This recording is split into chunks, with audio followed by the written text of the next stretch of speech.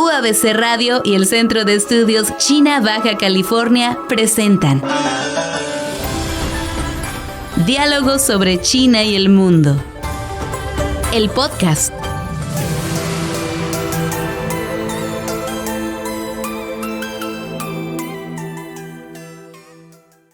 Bienvenidos, bienvenidas a otro episodio más de Diálogos sobre China y el mundo, este espacio de comunicación donde abordamos los distintos acontecimientos que ocurren en el gigante asiático, sus implicaciones globales, sobre todo para México en términos económicos, políticos, geopolíticos.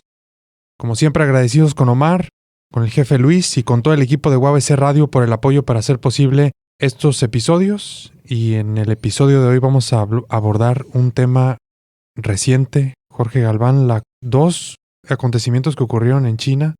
Consecutivos. Uno el domingo, a ver si identificamos. Domingo y lunes. ¿Qué fecha fueron, Jorge? Domingo de la semana pasada, a ver, que no alcanzo a ver aquí, pero bueno, domingo y lunes, ¿no? Sí. Del mes de septiembre, en donde abordaron pues distintos temas y sobre todo dirigidos a la seguridad, ¿verdad? Con mensajes tanto internos como externos en China. Vamos a hablar de la Organización de Cooperación de Shanghái. Domingo 31 de agosto, lunes 1. Ahí está. ¿Verdad? Bien. Entonces, Jorge, ¿cómo ves este tema? Pues fueron dos acontecimientos, Andrei, que provocaron que el mundo volteara a ver a China. Justo un mes antes de que de nuevo seguramente voltearemos a verlo cuando se conmemore un aniversario más. Ahora a inicios de octubre, ¿verdad? De la fundación de la República Popular de China, que ya hablaremos en su momento seguramente. Por un lado fue esta cumbre de la Organización para la Cooperación de Shanghái y por otro lado fue tal vez una conmemoración, de un acontecimiento que tal vez de este lado del planeta no tengamos tan presente, que fue la victoria, así nombrada por ellos, ¿no? De China en contra de los japoneses y del fascismo, ¿no? Así es. Que mucha gente tal vez no dimensiona que China fue un actor importante en la Segunda Guerra Mundial, porque pues nos quedamos con la versión de la historia más occidentalizada, ¿no? Así es. Jorge, sobre todo, pues hay que recordar que Japón estaba al mismo tiempo, mientras todos los eventos en Europa estaban ocurriendo, Japón también estaba aprovechando esa coyuntura, ¿no? Como una potencia imperial expansionista, se estaba expandiendo en el Pacífico. Sí. Y en China en particular intentó conquistar parte del norte, logró establecer un gobierno títere, se le llama, ¿no? De Manchukuo, al norte de China.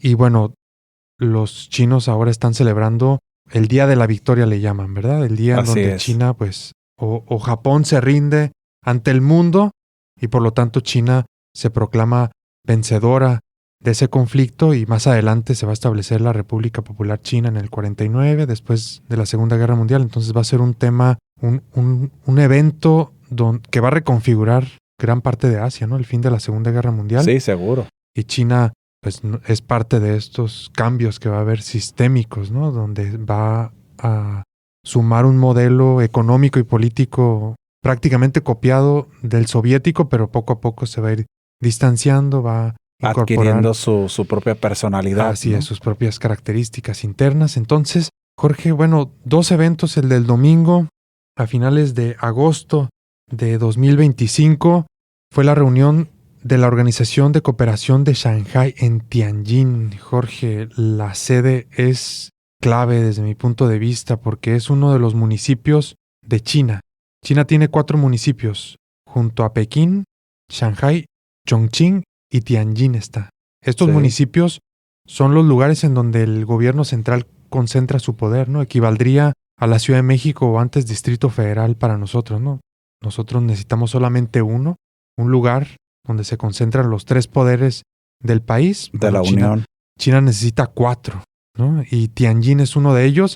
Estaba revisando un poquito de la historia de esta ciudad y veo que históricamente ha sido intervenida, sobre todo después de la Segunda Guerra del Opio, pero antes también ha habido acontecimientos importantes, ¿no? De de expansión de otras potencias, de ocupación, de invasiones. Entonces me parece que internamente significa Tianjin algo para los chinos, que es este expansionismo de las potencias extranjeras hacia China, ¿no? Y las afectaciones que sin duda han provocado en su historia, ¿no? Así es, pero al mismo tiempo la victoria, ¿no? De haber expulsado a esas invasiones. Entonces el lugar es interesante como sede, Jorge, pero bueno, se van a reunir allí. Esta organización, Jorge, ¿cómo la ves tú en cuanto a su conformación inicial? Es una organización que nace previo a un acontecimiento que incluso apenas el día de ayer, ¿verdad? Porque esto lo estamos grabando el viernes 12 de septiembre, se conmemoraban 24 años de haber ocurrido, que fue aquel famoso 11 de septiembre del 2001, ¿no? El ataque terrorista tan controversial, ¿verdad? En Estados Unidos. Esta organización se funda justo en junio del 2001, retomando un mecanismo ya de cooperación de naciones que han sido pieza clave para incluso proyectos como el de la iniciativa de la Franja y la Ruta, ¿verdad? Naciones del centro de Asia, que son para nosotros tal vez países que incluso hasta se nos dificulta pronunciar sus propios nombres, ¿no? Sí. De los que poco conocemos. Eso no significa que no sean países importantes, que no sean actores tal vez no de primer nivel en cuanto a temas económicos, financieros, comerciales se refiere en el mundo, mas sin embargo han estado ahí presentes y cercanos a los dos gigantes de esa región, ¿verdad? Que es por un lado al norte, lo que es Rusia, y por un lado en la parte más hacia el sur, ¿verdad? Ya en el continente asiático, lo que es la propia China. Esta organización, ¿verdad?, se forma principalmente con intereses que van sobre el tema de la protección de la soberanía, la seguridad, ¿verdad? Pero poco a poco ha ido expandiéndose, André. Sí. Y se ha vuelto un mecanismo de diálogo, ¿verdad?, de cooperación. Tal vez pudiéramos decir por lo menos yo, no conozco muchas acciones ya tangibles que hayan tomado, ¿verdad? Mucho se concentra en la parte de la cooperación, del diálogo, de promover la protección de la soberanía, la seguridad de las mismas naciones, pero que se ha vuelto una pieza fundamental para precisamente promover desde China este megaproyecto de nación que tienen, del que ya hemos platicado en reiteradas ocasiones, que es la iniciativa de la Franja y la Ruta. Sí, sin lugar a dudas, cuando Xi Jinping en 2013 anuncia o propone al mundo la iniciativa de la Franja y la Ruta, lo va a hacer en Kazajstán. Estos países están, que van a ser los primeros miembros, ¿verdad? Así es. Los cuatro países están: Kazajstán, Kirguistán, Tayikistán y Uzbekistán, más China y Rusia, van a ser los miembros fundadores, por así decirlo. Son países geoestratégicamente muy importantes para China. Están en el centro de Asia, Jorge. Sí. Llevar mercancías y otras cosas de Europa a China requiere de estos países en términos territoriales, ¿verdad? Logísticos. Entonces, eso lo sabe el gobierno de Pekín y quizás por eso, ¿no?, ha sumado a estos países STAN, ¿no? Entonces, son 5 grupos, un grupo de 5 países, grupo Shanghai 5, establecido desde 1996, los que van a retomar este proyecto de la Organización de Cooperación de Shanghai. Para algunos, un equivalente a la organización del Tratado del Atlántico Norte, de la OTAN, Jorge, o... Bueno, yo tengo ahí... esas comparaciones. Sí, para mí no tiene ni siquiera una comparación. Digo, la OTAN cuando nace en la década de los 60 del siglo pasado, lo hace con un afán estrictamente militar, ¿verdad? En donde el discurso en plena Guerra Fría era de contención a lo que en aquel momento fue la Unión Soviética, ¿no? Poco se habla dentro de la OTAN que no sean aspectos de defensa y cuestiones militares. Yo creo que a diferencia de la OTAN, esta OCS va más allá de incluso los mensajes que podemos nosotros leer o escuchar con la debida interpretación que dio, por ejemplo, el presidente chino, ¿verdad?, del propio presidente ruso, van en un sentido de resaltar cuestiones mucho más trascendentales, creo yo, para el mundo en el que estamos viviendo y este nuevo orden que se está conformando, como lo tiene que ver esto de la soberanía, ¿no? Ujú. De aspectos de cooperación, de colaboración entre naciones.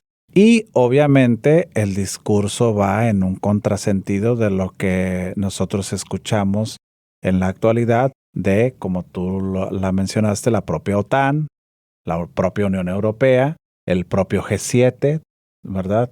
Que ya hemos hablado de ellos, que son discursos mucho más belicosos, diríamos, ¿no? Así es, sí, sin duda. Están de alguna forma impulsando también desde este foro la idea de el multilateralismo, ¿verdad? Que es un contraste que hemos analizado ya en varias ocasiones en este espacio de diálogo, en este podcast. Jorge, es un punto de encuentro de estas naciones, sin lugar a dudas. Entonces, bueno, van a iniciar formalmente en 2001. Se va a crear esta organización y más adelante se van a ir incorporando otras muy interesantes también. Jorge, a la organización se incorporó India y Pakistán en 2017. Así es. India y Pakistán. India Dos llama la vecinos, atención. ¿verdad? Sí, con conflictos, sobre todo con India, ¿no? En la frontera del Himalaya. E Irán se va a incorporar en 2023. Actualmente son 10 estados miembros, Bielorrusia, 2 estados observadores, Afganistán y Mongolia, 14 socios de diálogo, como lo son Turquía, Azerbaiyán, Armenia, Egipto, Camboya, Qatar, Kuwait, Emiratos Árabes Unidos, Arabia Saudí, y cuenta con mecanismos de cooperación con la ONU y la ASEAN.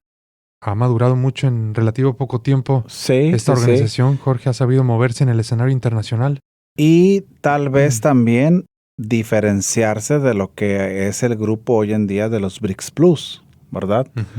Aunque tienen ambos mecanismos, ¿verdad? Ambas organizaciones, miembros en común. Lo cierto es que tratan de separar los temas, ¿no? Acá el propio discurso de esta cumbre, ¿verdad?, resaltó lo que ellos le llaman el espíritu de Shanghái, ¿no? Que descansa en el respeto mutuo, la no injerencia y un modelo multipolar. 3 planteamientos ahí que, bueno, llevan nombre y apellido, ¿no? En la actualidad en la que estamos viviendo como mundo, y que esto va en concordancia pues con las mismas posturas que el propio BRICS Plus ha referido y que creo yo son piedras angulares de la propia política exterior de China, que aquí es donde se observa y se puede comprobar el liderazgo de esta nación asiática, no nada más en esa región, sino a nivel internacional, precisamente tomando la batuta de mecanismos tanto como son los BRICS Plus como la propia Organización de Cooperación de Shanghái. Así es, Jorge. Sin lugar a dudas estamos quizás ante el encuentro más importante de esta organización, la que ocurrió el mes pasado, agosto de 2025. La cumbre fue considerada la más grande que ha tenido la organización, con la asistencia de líderes de más de 20 países y jefes de 10 organizaciones internacionales, ahí respaldando a Xi Jinping. Impresionante la imagen, ¿verdad? El liderazgo que mostró Xi Jinping y que contrasta con esa imagen de Trump de hace unos meses, con los líderes europeos ahí molestos. Como regañados, ¿no?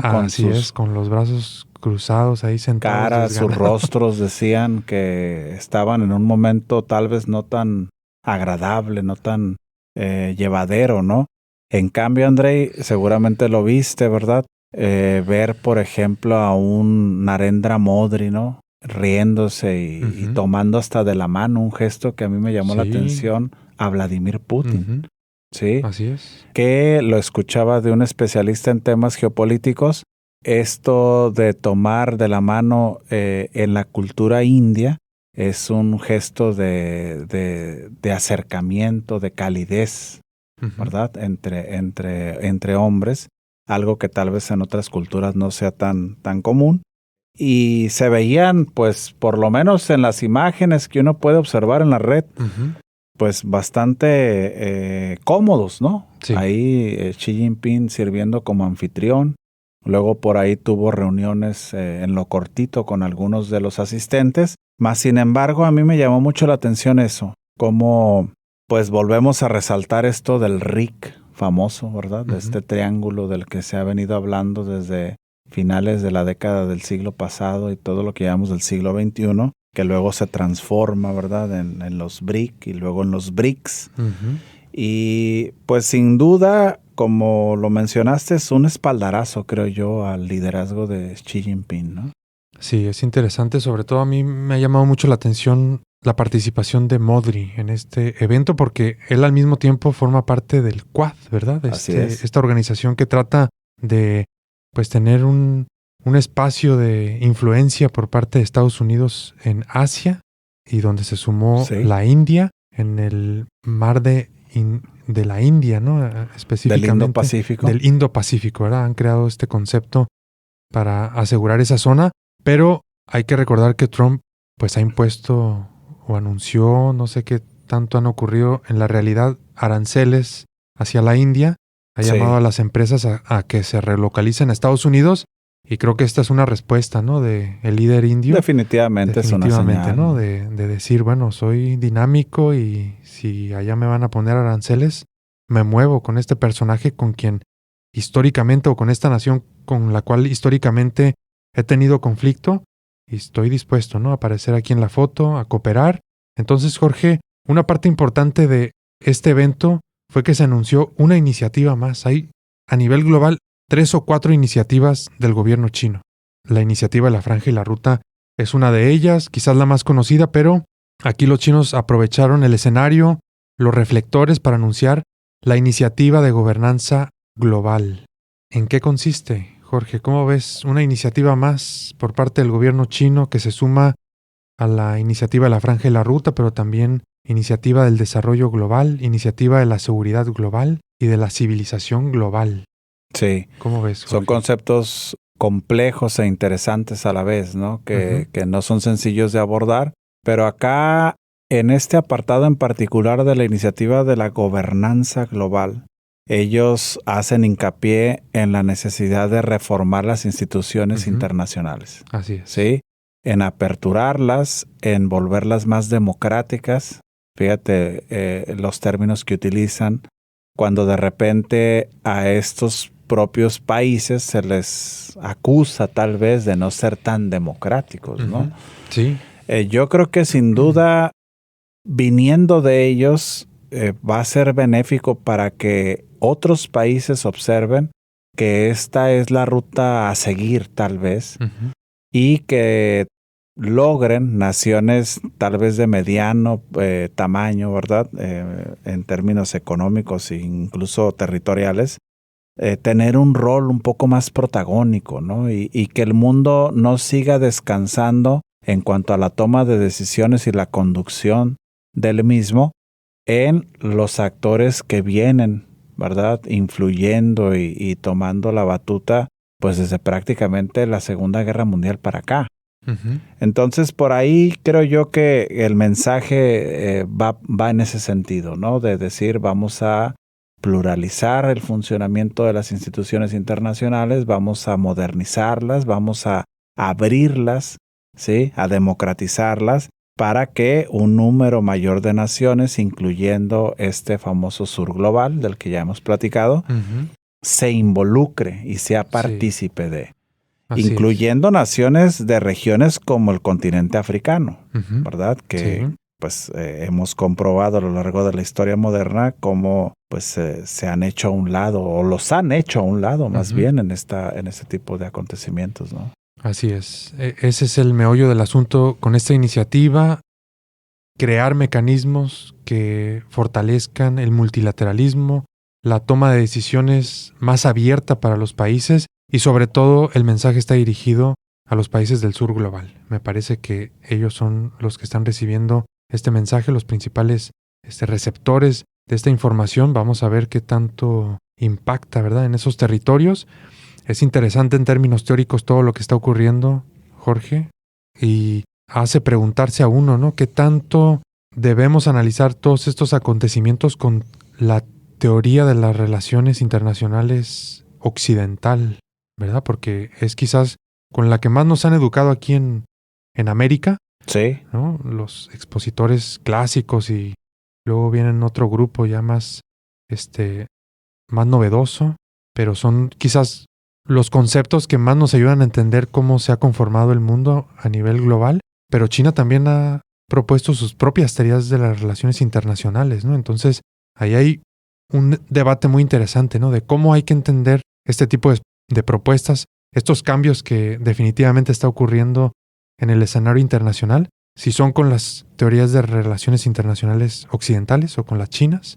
Bueno, ahí hay posturas diversas, pero sin lugar a dudas es interesante el reconocer que estamos viendo en imagen real, en vivo, esta transición histórica de poderes. Sin Jorge, duda, ¿verdad? sin duda. Eso creo que nadie tiene duda de que está ocurriendo. Esta conformación del nuevo orden mundial, ¿no? Así es, Jorge. Entonces, 5 principios clave de esta iniciativa: adherirse a la igualdad soberana entre países, acatar el Estado de Derecho internacional, practicar el multilateralismo adhiriendo el concepto de gobernanza global de amplia consulta y contribución conjunta para beneficios compartidos, defender el enfoque centrado en las personas y enfocarse en tomar decisiones reales, planificación sistémica.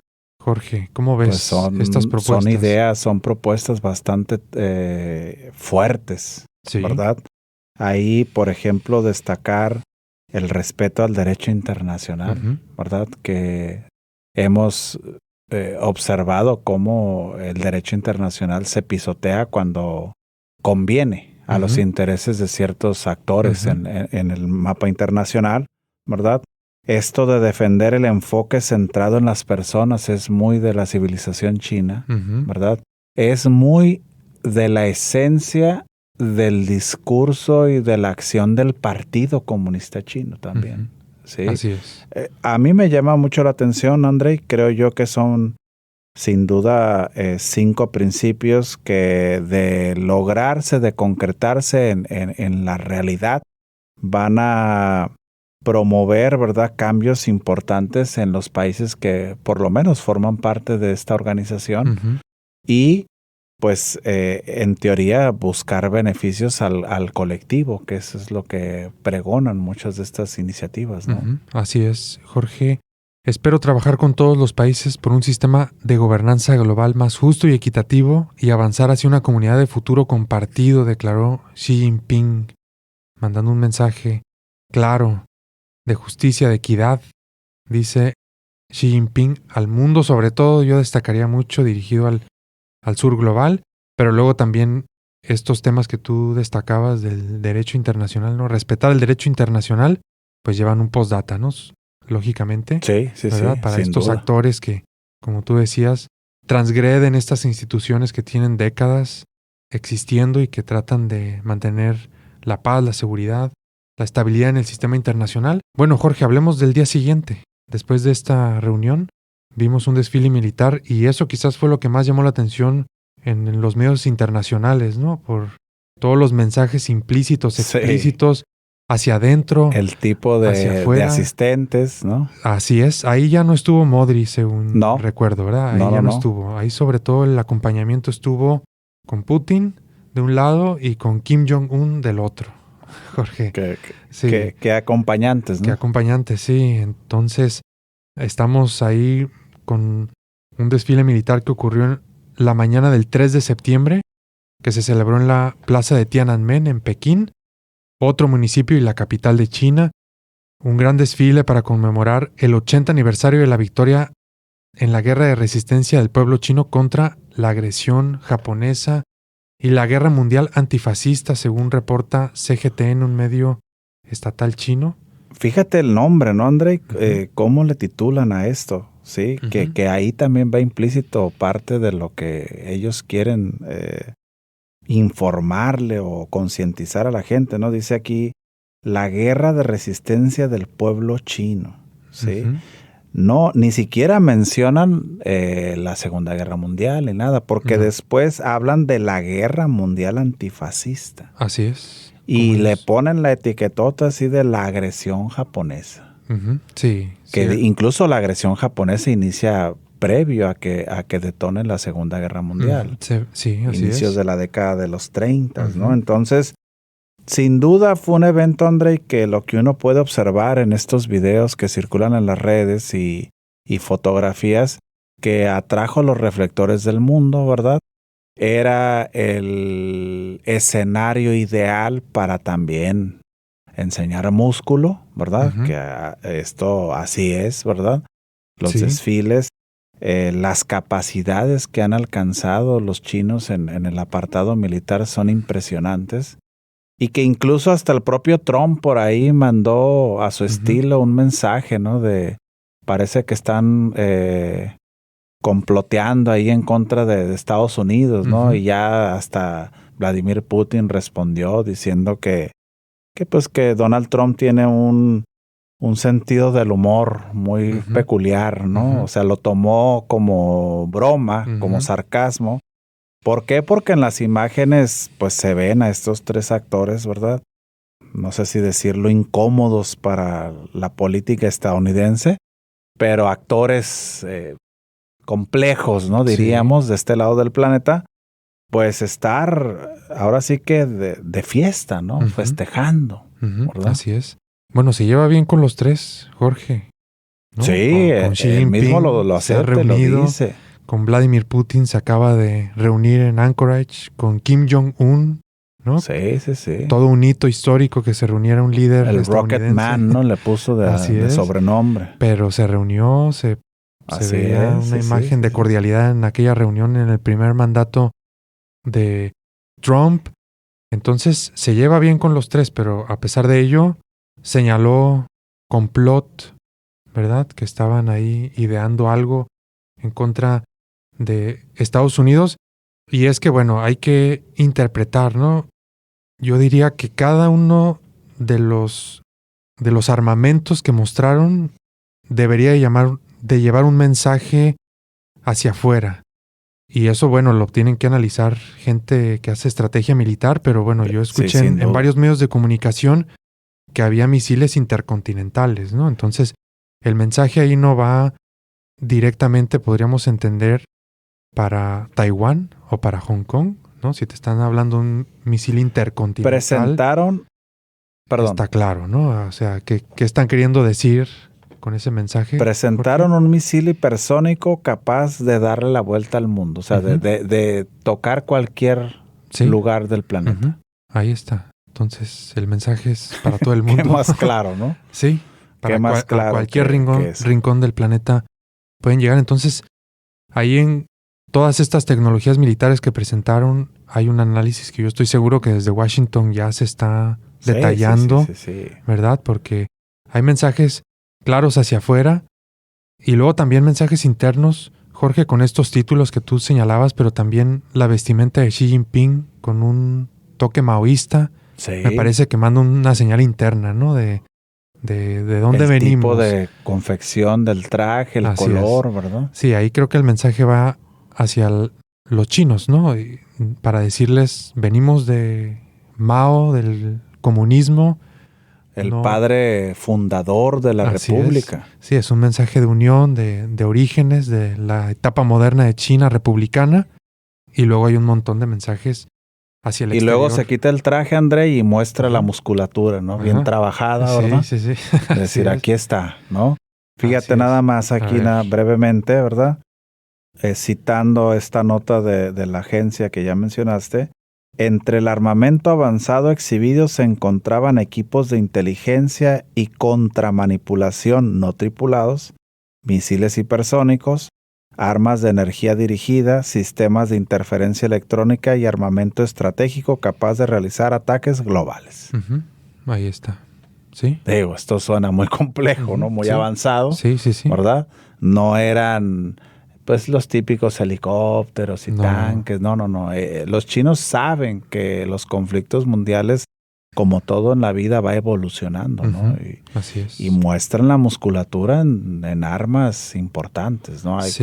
Hay que recordar que por capacidades hipersónicas los chinos están en el segundo lugar, según los especialistas, solo detrás de Rusia.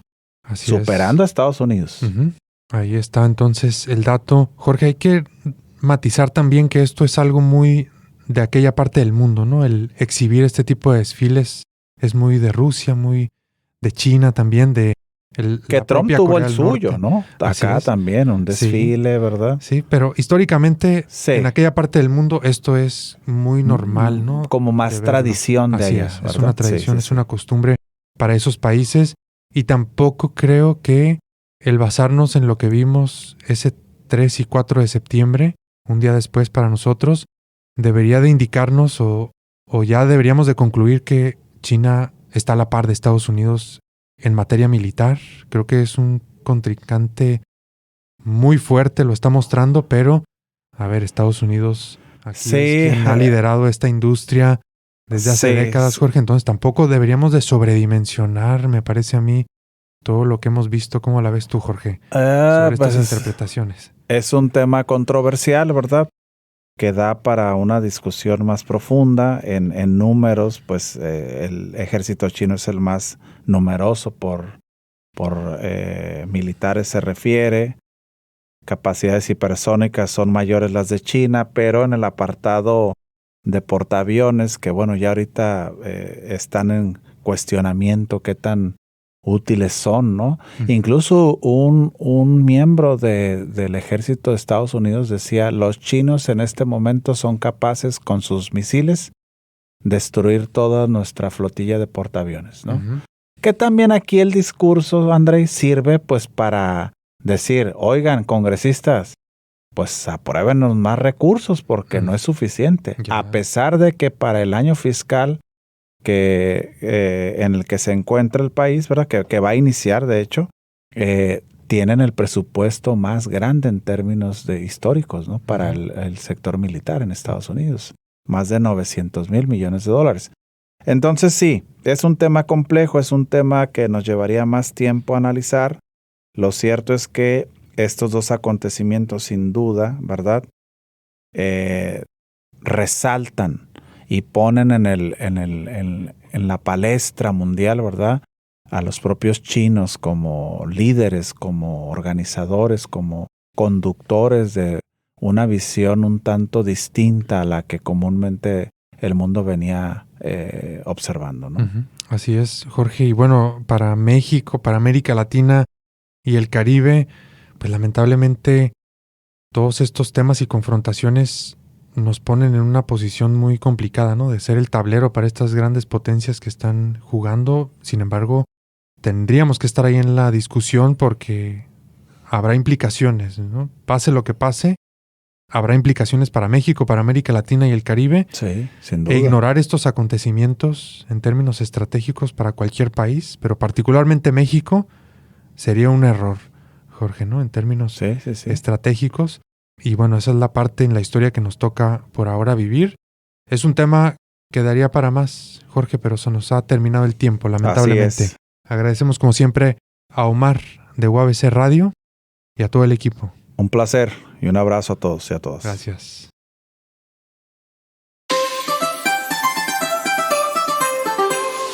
Diálogos sobre China y el mundo, el podcast. Una colaboración entre UABC Radio y el Centro de Estudios China Baja California. Disponible en Mixcloud y Spotify.